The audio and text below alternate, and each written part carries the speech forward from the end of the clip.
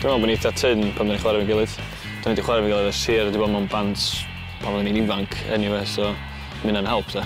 Dwi wedi chwarae efo bandiau fel Eithtal Franco, wedi chwarae efo pobl fel Owen Lan, Geraint Lyfgreen, a o'n i'n chwarae efo bandiau hefyd yn Llundain, ond wwan ar ôl dod adra a galed hefyd wedi dod adra.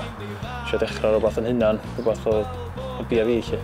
Dwi'n neud lot adra yng Nghymru, rili. Oedden ni'n band efo ffrindiau fe ymlaen.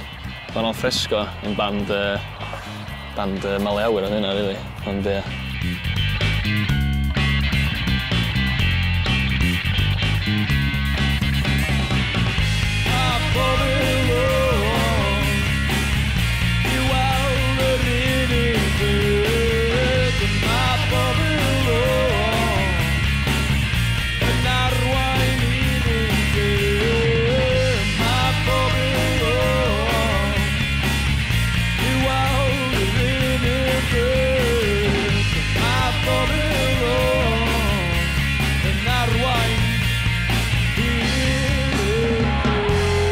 Funk rock ydi o, swn i'n dweud.